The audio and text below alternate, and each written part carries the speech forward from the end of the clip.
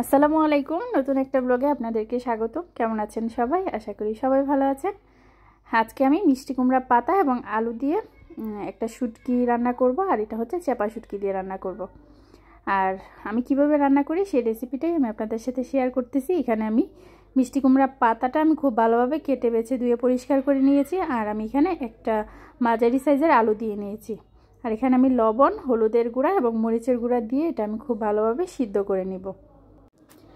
আর এই মিষ্টি কুমড়া পাতাটা আমি কোথা থেকে চেয়ে নিয়ে আসছি জানেন? এটা হচ্ছে আমি বেড়াতে গিয়েছিলাম আমার ননাসের বাড়ি, সেখান থেকে আমি চেয়ে নিয়ে আসছি।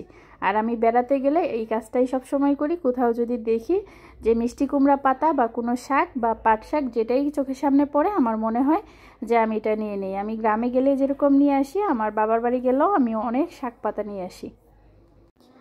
তো এখন খুব ভালোভাবে সিদ্ধ হয়ে যাওয়ার পরে এখানে আমি রসুন আর হচ্ছে চেপা শুটকিটা ধুয়ে এখানে দিয়ে দিয়েছি।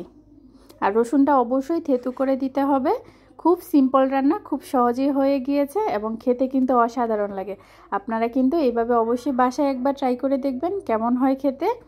এখানে আমি তেল এবং পেঁয়াজের ব্যবহার করিনি, শুধুমাত্র হলুদ গুঁড়া, মরিচের গুঁড়া, লবণ, চেপা এবং হচ্ছে থেতু করা রসুন দিয়ে এই রান্নাটা করেছি। কেমন হয়েছে জানাতে কিন্তু ভুলবেন না।